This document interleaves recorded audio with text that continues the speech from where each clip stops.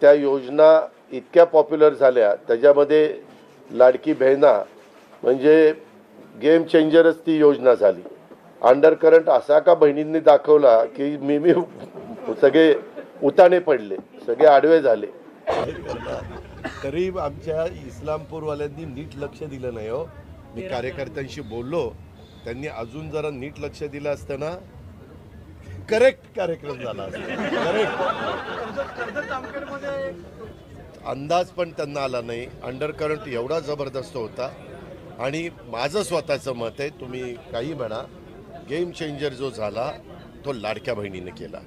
लाडक्या बहिणींचं मतदान पण वाढलं, लाडक्या बहिणींनी आमच्यावर विश्वास पण टाकला, आम्ही लाडक्या बहिणींना दिलेला शब्द पण आम्ही पाळला आणि पुढेही हेच शब्द पाळतील असा एक विश्वास माझ्या लाडक्या बहिणींना सगळ्यांच्या मनामध्ये बसला.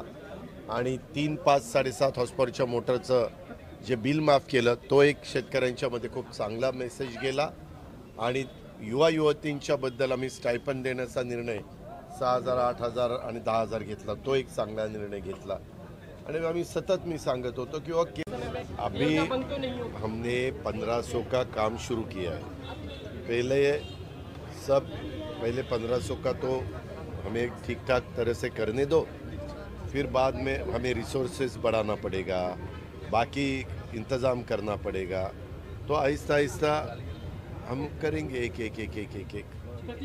विरोधक टीका करतात की बाबा बॅलेट पेपरनी घ्यायला पाहिजे होतं. मग बॅलेट पेपरने लोकसभेला पण घ्यायला पाहिजे होतं. लोकसभेचा निकाल लागला की तो बरोबर, आणि इथला निकाल लागला की मग बॅलेट पेपर यायला पाहिजे. मग मशीन काय EVM बरोबर नाही असं नाही चालत. आता झारखंड पण आमच्या हातनं गेलंच ना. आम्ही कुठं काय म्हणतो, ठीक आहे, त्या जनतेने कौल दिलेला आहे. तशा मला एक कळत नाही, तुम्ही खऱ्या बातम्या देत चला ना. जे खऱ्या देत नाही त्यांना मला म्हणायचं, तुम्ही बाकी सगळे खऱ्या बातम्या देतात, त्याच्याबद्दल दुमत नाही.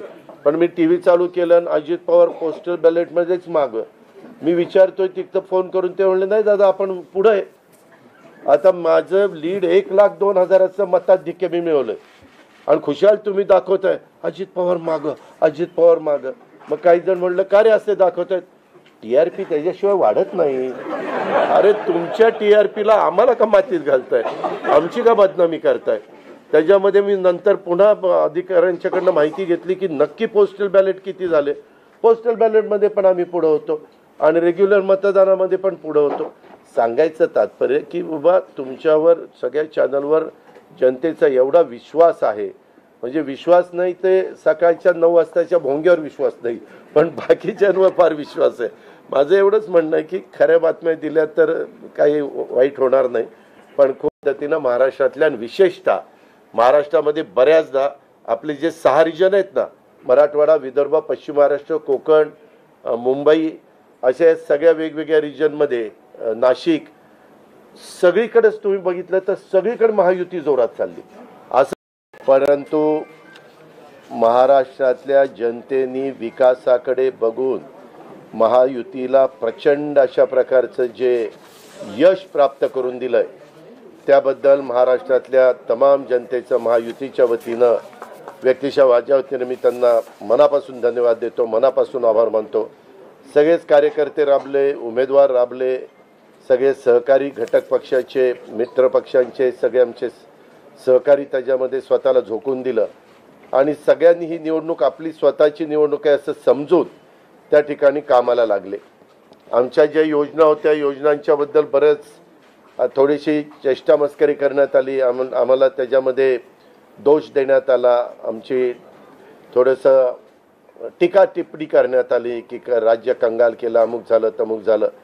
परंतु नंतर त्यांचे जाहीरनामे बाहेर आल्यानंतर आम्हाला ते दिसलं की हे काय चाललेलं आहे, कसं चाललेलं आहे, कुठलाही हिशोब न ठेवता अशा प्रकारचे जाहीरनामे बाहेर आले आणि आपण सगळ्यांनी त्या ठिकाणी पाहिलं.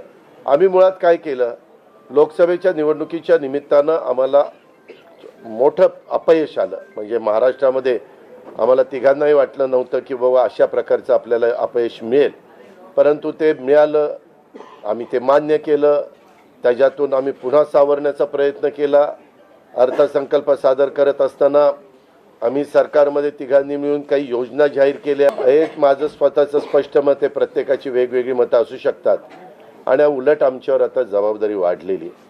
कारण एवढ्या प्रचंड बहुमताने, म्हणजे मी तर जसा राजकारणात आलोय तसं 222 आणि 225 महायुतीला किंवा कुठल्याही आघाडीला महाराष्ट्रामध्ये तरी कधी असं यश मिळालेलं माझ्या तरी पाहण्यात नाही, माझ्या तरी ऐकवत नाही. कदाचित पूर्वीचा काळ वेगळा काँग्रेसचा असेल, त्यावेळेस कधी झालं असलं तर माहिती नाही, परंतु बाकीचे विरोधक नगण्य होते त्यावेळेसची गोष्ट. परंतु अलीकडच्या काळामध्ये जसं आम्हाला समजतंय तसं तर एवढं प्रचंड यश हे पहिल्यांदाच मिळालेलं यशाने आम्ही हुरळून पण जाणार नाही. आणि आम्ही अतिशय जमिनीवर पाय ठेवून आता, म्हणजे जसे जसे ते आकडे आम्हाला दिसत होते तसे तसे तसे फायनान्सच्या गोष्टी माझ्या डोळ्यासमोर येत होत्या.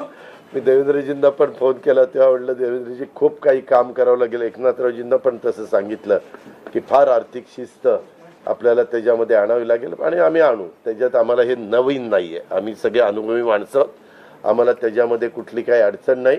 आणि शिवाय आमच्या पाठीशी केंद्र सरकार आहे, तो आम्हाला खूप मोठा एक आधार आहे. एक आमच्या पाठीशी एक मोठा भक्कम अशा प्रकारचा भरोसा आहे. आणि त्याच्यामुळं ह्या सगळ्या ज्या काही गोष्टी झालेल्या आहेत, आता तिला यश मिळालं. काही जागा गेल्या त्या फार थोड्या मतांनी त्या बाबतीमध्ये गेलेल्या आहेत, असंही चित्र. आणि मीडियावाल्यांनो, मला एक तुम्हाला, इलेक्ट्रॉनिक पण आहे, प्रिंट पण मीडिया आहे, मग चांगलं यश मिळालं. अजून पण काही काउंटिंग चालू आहे, काही ठिकाणी रिकाउंटिंग मागितलेलं, ठीक आहे, तो त्यांचा प्रत्येकाचा अधिकार आहे. पण खरोखरीच सगळ्याच राज्यातली जबाबदारी आम्हा महायुतीवर वाढलेली आहे. आणि त्या उलट आम्हाला अधिक जास्त बारकाईनं इथून पुढं काम करावं लागणार आहे. कारण एवढं दैदिप्यमान यश ह्या सगळ्यांनी मिळून दिलेलं आहे. आणि जनतेचे मानावे तेवढे आभार कमीच आहेत. म्हणजे काय आता त्यांच्याकरता, म्हणजे त्यांच्या ऋणातच आम्ही राहू इच्छितो. आणि 5 वर्ष अक्षरशः अतिशय एकोप्याने ही युती शेवटपर्यंत कशा पद्धतीनं काम करेल आणि जनतेने टाकलेल्या विश्वासाला कुठल्याही परिस्थितीमध्ये तडा जाऊन दिला जाणार नाही.